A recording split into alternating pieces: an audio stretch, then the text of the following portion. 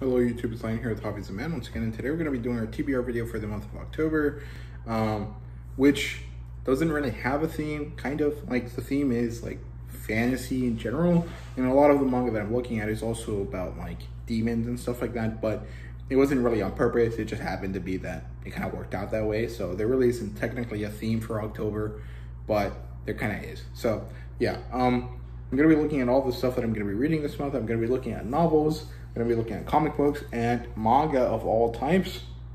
And then there's a few different alternative titles that I'll mention at the end. So yeah, the obligatory kind of thing here is that I probably won't end up reading all of these books, and these two books down here are technically part of the TBR, but I never get around to reading them, so I probably will not get around to reading them this month either. So feel free to skip to the section you're most interested in. If that's the books or the comics or the manga, it doesn't really matter. Feel free to watch whatever section you like or not watch the video at all. It's you know, any view is appreciated, but you know, it is what it is. If you're not interested, you're not interested. So yeah, let's start with the novels first. So I do have one digital novel. My buddy Jacob Tanner was nice enough to send me one of his books that he recently launched for review. It's called Second Chance Swordsman. It's a progression fantasy type story, if I remember correctly. It's a little bit different from his other series that I already reviewed on the channel. And it was sent to me for review, so it was sent to me for review, but I am going to be completely honest with my thoughts. I will try to get out a review for it here soon, but it's actually a big book, so I don't know when I'll get around to it. But yeah, that's the first book in the TBR. Other than that, I have 4 different novels. 2 of them are original English light novels that have been sent for review as well, and the other 2 are just normal novels that I picked up at my local used bookstore. So first off, Lord of Goblins, Volume 3. This was sent to me for review a few months back, I think 2 months ago, and it's by Moonquill. Well, it's actually by Michael Wercock and Heidi Ben Dajic, but it was published by Moonquill, which was the people that sent it to me. Yeah, there really isn't too much to say. It's basically an isekai story, and it follows this guy that comes from a kind of cyberpunk-y kind of future version of Earth, gets isekai into this medieval goblin-esque society, and then he uses what he knows from real life to try to improve his standing and develop his race's potential in this goblin-filled world, and that's why he's the Lord of Goblins. So yeah, it's pretty good. I quite enjoy the first 2, and I'm very much looking forward to reading this 3rd one. So it is what it is. That's all I really have to say about this one. So yeah, other than that, I got C.A. McDivitt's I brought Our World's Magic to This Other World, number 2. This one is kind of a what's it called, like Dr. Stone style isekai. Our main character is pretty good at sciences and has a bunch of textbooks on his phone, and he gets sent to this medieval fantasy world, and he uses modern scientific you know, ideas and thought processes to help out this medieval fantasy world fight off some other people that also happen to have modern scientific knowledge. So it is pretty good. The first one was a little bit poor in some areas, and I'm hoping that this one manages to develop those areas better. But overall, I think that C.A. McDivitt does a pretty good job writing, and I think he's up to 5 volumes of this series with a 6th one on its way. So hopefully I'll get around to reading all of them, but for now we're at volume 2. And then I have Hexed, which is urban fantasy. This is the 2nd book in the Iron Druid Chronicles, and it's pretty good. I like the first one. It was a bit different from the other urban fantasy series that I like, which is Harry Dresden, or the Dresden Files, actually. Harry Dresden is the main character in the Dresden Files, but this one is about this guy who is an ancient druid, and he is immortal for reasons not very known, not very clearly known at least, and he ends up having to fight this god in the first one. He manages to win, but there's still problems happening, and so he has to you know, deal with them. The first one was called, what was it called actually? Hounded, I think. And this is Hexed. The 3rd one is Hammered, I think, and they're all H words, so it's pretty fun. But yeah, I'm pretty excited to get into it, and hopefully I get around to finishing up with this book soon, and hopefully continue to pick up the series because I'm pretty happy with it. So yeah, that's it for that. The last book I have here for this month is Tarzan of the Apes. This is the first book in the Tarzan series, and this is written by Edgar Rice Burroughs. I don't remember which edition this is, but this says that it's the complete and abridged version, so that's pretty cool. There's no real reason why I decided to pick this up this month. I just had it, and I decided to give it a look, and hopefully I enjoy it. So yeah, not much to say about that one. So yeah, that's it for the books. Let's look at the comic books here. I have 2 digital comics and then 1 physical comic. So let's look at the digital comic books first. I want to read Shadow Service by Vault. These are 2 different books that I bought a while back. I think it was at the end of August, or actually the beginning of August, the end of July, because there was some sort of sale. And they're by Vault. They're urban fantasy, which is pretty interesting.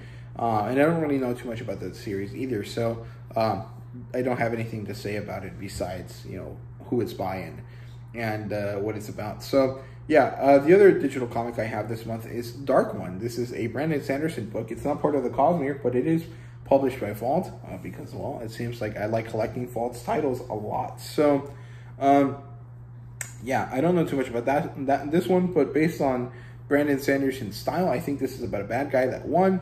It also kind of reminds me a bit of what is it, Birthright or Crossover. I can't remember. There's these image series that are about these people that are kind of sucked into a fantasy world of some kind, and I think it reminds me of that. So yeah, I don't know too much about it though, so hopefully I like it. It's a Brandon Sanderson book. I'm sure I will, but you know, it might be difficult to like his stuff in a comic book format.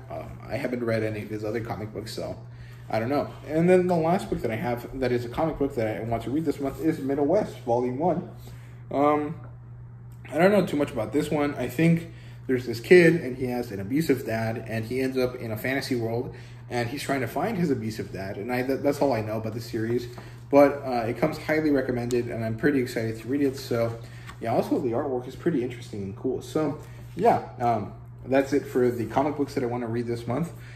At least the ones that are kind of part of my main reading list, right? Then I have a bunch of a bunch of manga. So I have Devil's Lion 1, 2, and 3. This is a vampire story. I bought it a long time ago. I read about the first half of the first volume. I wasn't really interested in it, but I do want to finish reading it and like at least have an opinion on it, and not just have it like stuck away in my Bookwalker library forever.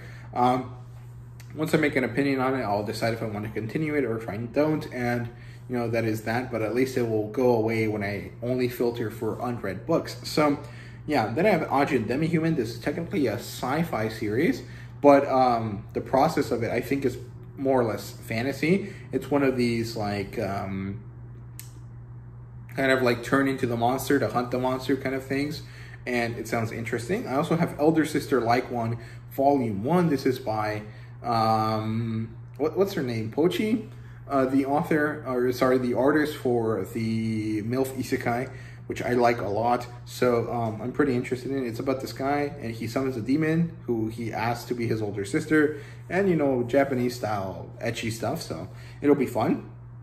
And so Volume 1 of Happiness, this is another Oshimi work that I'm pretty interested in. So yeah, I'm pretty interested in looking into the series. I think it's a vampire series, and it's anything but happy. So yeah, other than that, I also want to look into Bleach. I want to read all of the Soul Society related arcs. So I want to read the Replacement Shinigami arc, which is the first 70 chapters, the Sneak into Soul Society arc, which is the 71 through 118 in terms of chapters, so it's about 50 chapters, and then the actual Soul Society battle, which is 119 to 184, so about 200 chapters of Bleach. Probably won't get around to it, but I at least want to read the Replacement Shinigami arc. So yeah, I've already read part of this before, and I've actually experienced it in the manga as well, but it'll be nice, or sorry, in the anime as well, but it will be nice to get around to reading it and kind of developing my taste for all of the big three.